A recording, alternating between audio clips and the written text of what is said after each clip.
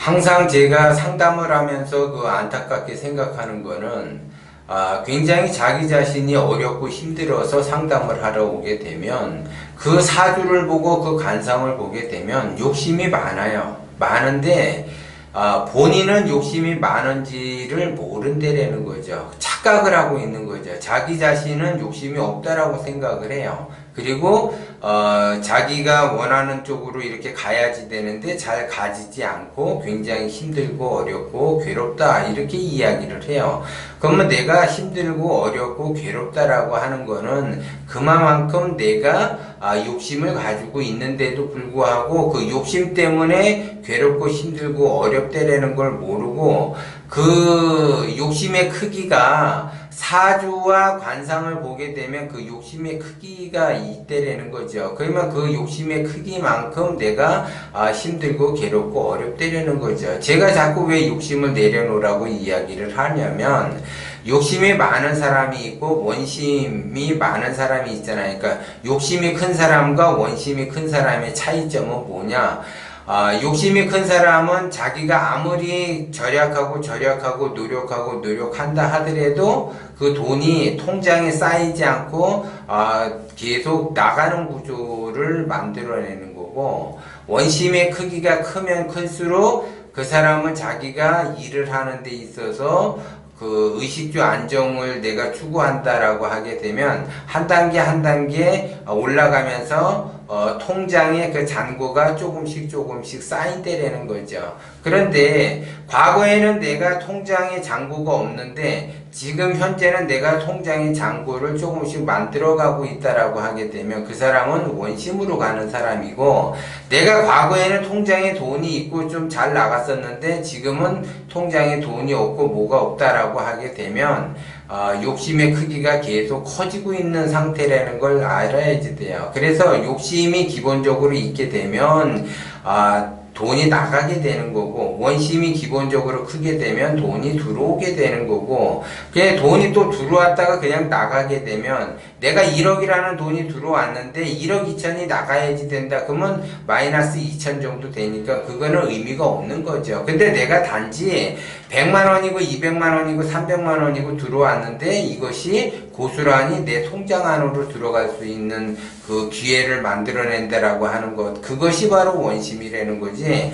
욕심이 많다, 내가 그래서 한 달에 1,000만 원씩 들어온다, 그런데 나는 뭐 1,500, 2천만 원씩 나가야지 되는 형국이다, 그러면은 굉장히 그 사람은 욕심이 많은 거라는 거죠. 그래서 얼마를 버느냐가 중요한 것이 아니라 내가 기본적으로 돈을 벌어도 통장 잔고가 얼마만큼 쌓을 수 있는가, 이것이 더 중요하다라는 거죠. 그러면 그 통장의 그 잔고가 이제 욕심이 많은 사람이든 원심을 갖고 있든 자기가 마음먹기에 따라서 독하게 먹고 통장의 잔고가 쌓일 수가 있어요. 욕심이 많은 사람도 잠깐 통장에 쌓일 수가 있는데 이것이 한 번에 나가는 형국으로 어떤 일이 문제가 발생이 된다는 거죠. 그러니까 자기 자신이 욕심이 많은 사람인데 매달 얼마씩 어떻게 해서든지 저금을 해요. 어떻게 해서든지 저금을 하는데 그 돈을 지킬 수 있는가, 지킬 수가 없다라는 거죠.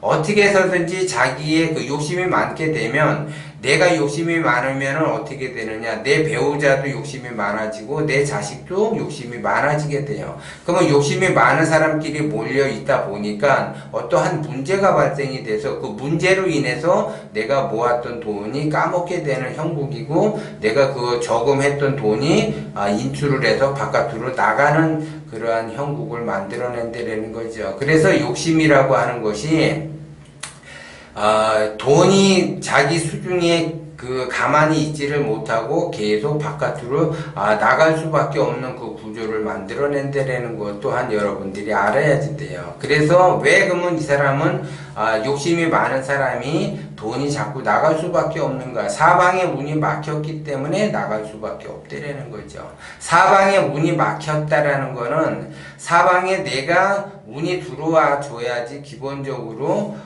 밥이라도 먹고 살 수 있는데, 사방에 문이 막히니까 밥 먹기도 어려운 그러한 형국이라는 거고, 그 다음에 이제 원심을 갖고 있는 사람이 사방에 문이 열려 있으니까는 되는 일도 잘 되지만 100이라는 운이 들어왔을 때 그 운을 증폭을 시켜서 1000이라는 거를 만들어낸다라는 거죠.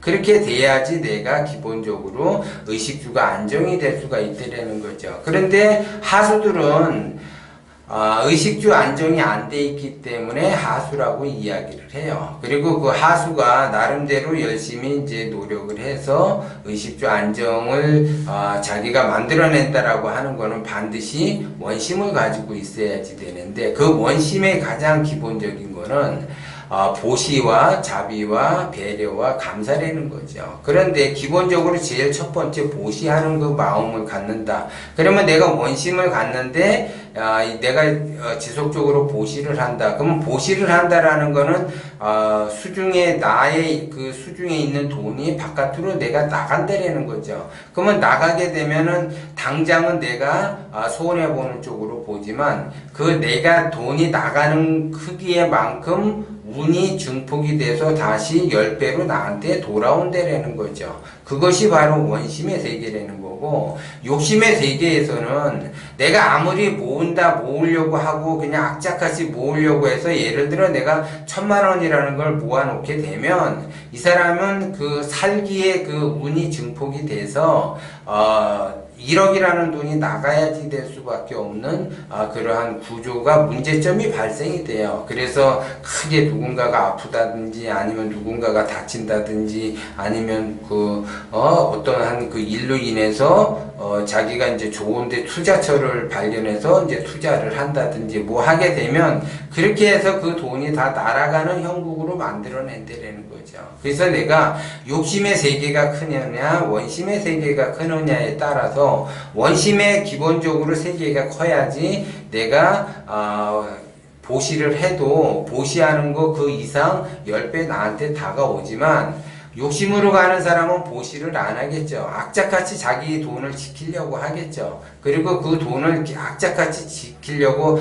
한들 소용이 없다라는 거죠. 왜? 조만간에 더 크게 돈이 나가야지 되는 그러한 구조가 발생이 되고 집안의 우환이 끊이질 않게 돼요. 그래서 그 욕심이 많은 사람은 자기 것을 자기가 악착같이 이렇게 진다고 해서 자기 돈이 아닌데도 불구하고 자기 돈이라고 착각을 하는 사람은 기본적으로 그 돈이 전부 다 말 그대로 뜬구름과 같이 사라지게 되고 그냥 모래알처럼 흩어지게 되는 그러한 형국이 되는 것 또한 여러분들이 알아야지 돼요. 그래서 내가 의식주 안정을 추구한다라는 거는 내가 열심히 노력을 해서 의식주 안정이 추구가 된 것이 아니라 우주자연의 진리가 내가 원심으로 갔기 때문에 나한테 당분간 맡겨놓은 거, 임시적으로 나한테 맡겨놨다라는 걸 알아야지 돼요. 그런데 어리석은 사람은 자기가 부단히 잠 안 자고 먹지도 못하고 입지도 못해가지고 자기가 돈을 벌었다고 해서 자기 돈인 거로 착각을 한다라는 거죠. 자기 돈으로 착각을 하는 사람은 반드시 10배 이상 나갈 수밖에 없는 그 구조가 만들어진다라는 것 또한 명심을 해야지 돼요. 그래서 돈이라고 하는 거는 내가 열심히 벌었다고 해서 내 돈인 것이 아니라 진리의 돈이라는 것을 명심을 하고, 내가 1000억이고 1조 구간에 내가 돈을 모았다, 100억이든 이렇게 모았다, 그러면 내가 죽을 때 다 가지고 가느냐? 가져가지 못한다라는 거죠.